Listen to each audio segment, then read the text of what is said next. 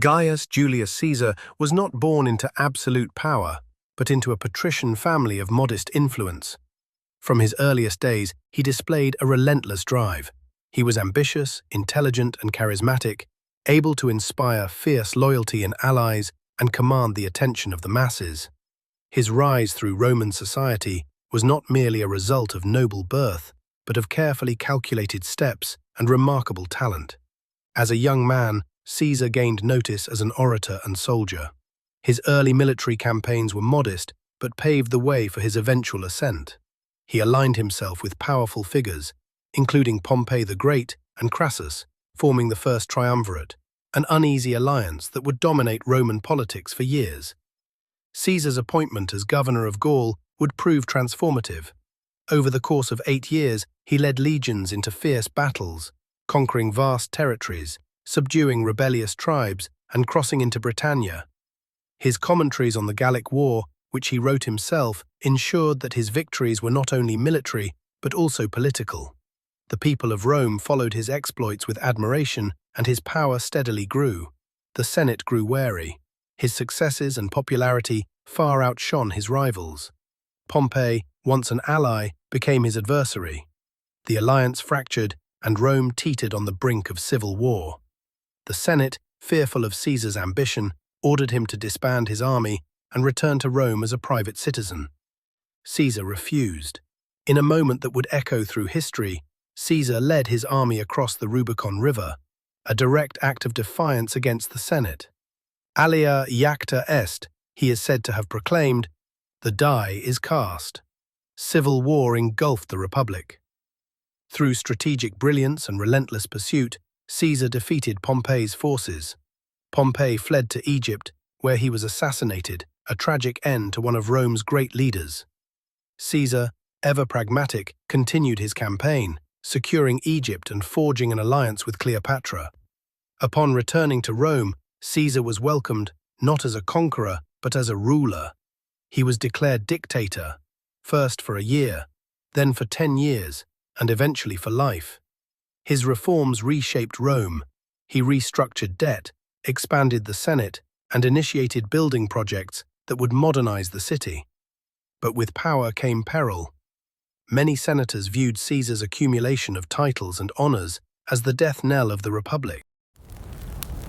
The unstoppable force. As dictator, Caesar's reach extended across the Republic. He enacted reforms that benefited the lower classes, granting citizenship to many in the provinces, redistributing land, and curbing the excesses of the elite. The people adored him, hailing him as their champion. But his unchecked power stirred resentment. Statues of Caesar appeared throughout Rome, and he was honored almost as a god. The Senate, once the heart of Roman governance, now stood in his shadow. His acceptance of the title Dictator Perpetuo, dictator for life, signaled that he had crossed a threshold.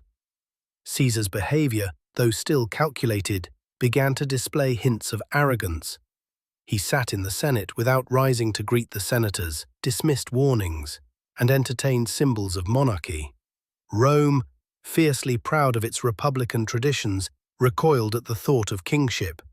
Among those closest to Caesar, fear and guilt mingled with admiration. Brutus, a man of honor, loved Caesar as a friend, but feared his growing dominance. Cassius, driven by envy and concern, capitalized on Brutus's conflict. "Brutus," Cassius implored, "it is not that we hate Caesar, but that we fear for Rome. Shall we stand idle as he crowns himself king?" Night after night, Brutus wrestled with his conscience. Caesar's clemency, his reforms, his victories, all stood in contrast to the threat he posed to the Republic's freedom. At last, Brutus was convinced. The survival of Rome, he believed, required sacrifice. The conspiracy took shape. Senators gathered in secret to plot Caesar's assassination. Their number grew, a mix of patriots, opportunists, and fearful men. They chose the Ides of March, when Caesar would attend the Senate unguarded.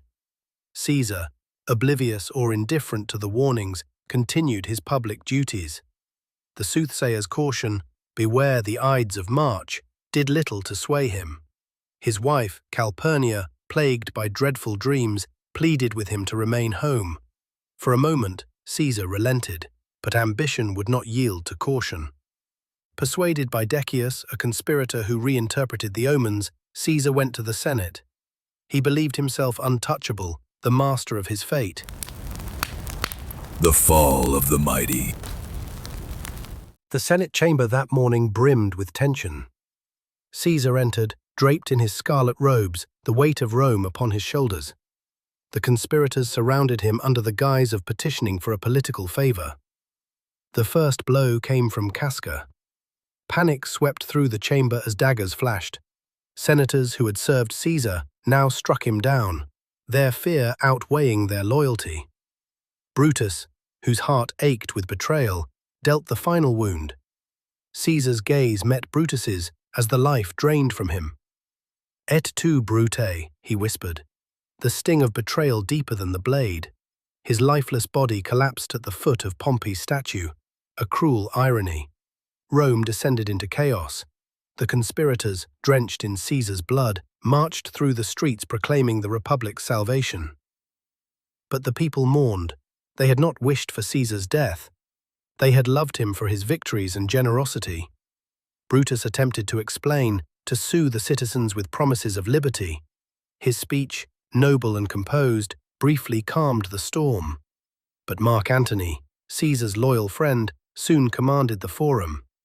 His funeral oration would become the spark that ignited the people. He recounted Caesar's virtues, reminded them of his kindness, and revealed Caesar's will, a will that left his wealth to the Roman people. Antony's words inflamed the crowd. Riots erupted. The conspirators, once hailed as saviors, fled for their lives. Antony allied with Octavius, Caesar's adopted heir, and Lepidus. The second triumvirate was forged in blood, hunting down the assassins. Civil war, brutal and unrelenting, consumed the Republic. Brutus and Cassius, commanders of the Republican forces, struggled with guilt and fading hope. Their dream of restoring the Republic seemed distant amid the rising tide of war. The end of the Republic. The armies met at Philippi. Brutus's forces clashed with those of Octavius and Antony. Early victories buoyed Brutus, but Cassius faltered.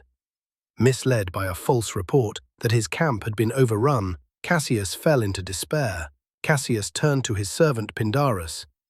"This day I perish," he said, "by the sword that struck Caesar." His death was premature, a tragedy of mistaken fate. When Brutus learned of Cassius's demise, sorrow weighed upon him, but duty compelled him forward.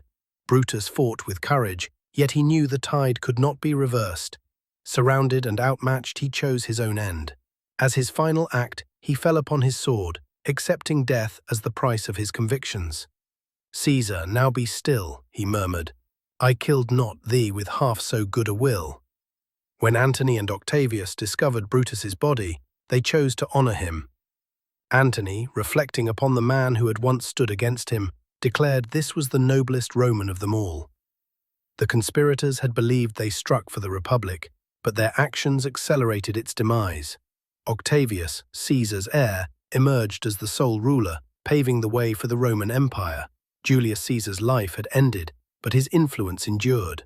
His assassination did not preserve the Republic. It extinguished it. His vision, his ambition, his legacy would shape the course of history. Rome was transformed. The age of senators and republican ideals gave way to emperors and imperial rule. The name Caesar would live on, not as a man, but as a title for rulers who followed. Thus ended the life of Julius Caesar, a man whose rise and fall marked the turning point of an empire. His story, filled with triumph, betrayal, and tragedy, would echo through the ages, a reminder of the cost of ambition and the fragile balance of power. Like, subscribe, and comment on which conqueror you want me to do next.